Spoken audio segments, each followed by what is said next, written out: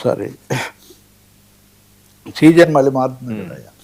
Umar Khalid అంతకుముందు ఆయన JNU వ్యవహారాల్లో ఇదైంది. ఆ తర్వాత మొన్న ఢిల్లీలో 2020లో మైనారిటీలు ఎక్కువగా ఉండే ప్రాంతాల్లో ఘర్షణలు అవి ఇవి జరిగి చనిపోవటం, అదంతా ఒక పథకం ప్రకారం రెచ్చగొట్టారు, రైతాంగ ఆందోళనను దెబ్బతీయటానికి అన్న అభిప్రాయం ప్రతిపక్షాల్లో బలంగా ఉంది.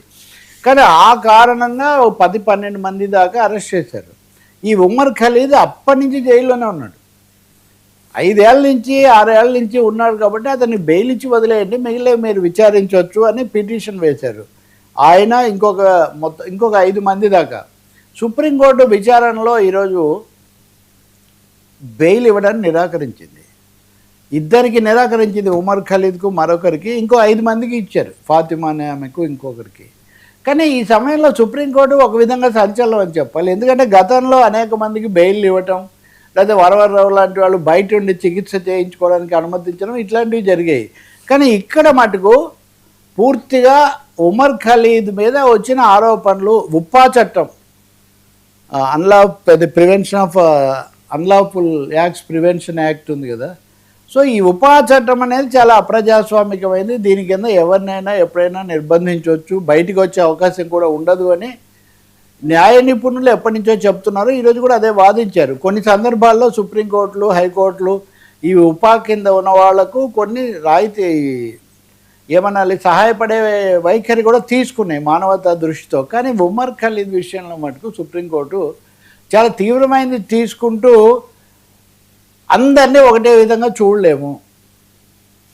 అలాగే బెయిల్కు సంబంధించి ఇట్లా ఉపా కింద ఉన్న వాళ్లకు స్వీయ పూచీకత్తు కింద వదిలిపెట్టడం అనేది మామూలు రూల్ ఇక్కడ వర్తించదు.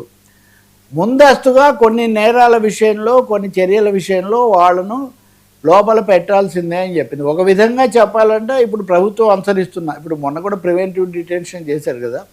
సో సుప్రీంకోర్టు వైఖరిలో బెయిల్ ఇచ్చే దీంట్లో కొంత మార్పు ఏమన్నా ఉందంటే, ఇది అధికారికంగా ఇచ్చిన తీర్పే.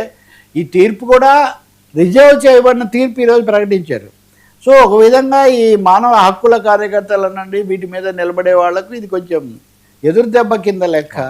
అత్యున్నత న్యాయస్థానం ఇప్పటివరకు bail is the rule, jail is an exception అంటూ వచ్చింది. సో ఇన్ని సంవత్సరాలు ఉన్న తర్వాత కూడా ఇదన్నీ అందులో కొంతమందికి ఇచ్చి కొంతమంది ఇవ్వకపోవడం, ఉపా చట్టం అనేది ఇస్పో ఫ్యాక్ట్, దానికి అదే కొంచెం అప్రజాస్వామికమైంది అన్న అభిప్రాయం ఉన్నప్పుడు, అలా కాకుండా అందులో ఉన్న ఆరోపణలకు విలువిచ్చి వాటి ప్రకారం బెయిల్ రాదు అని న్యాయస్థానం చెప్పడం ఖచ్చితంగా ఒక సీరియస్ సిగ్నల్ అనుకోవాలి. ఇక మీదట న్యాయ నిపుణులనండి, లేకపోతే ఈ కార్యకర్తలు కూడా జాగ్రత్తగా ఉండే పరిస్థితి. జాగ్రత్తగా ఉండడం అంటే తగ్గటం కాదు, ఇలా ఉండబోతుంది విధానం అని. Sir Trump దురహంకారం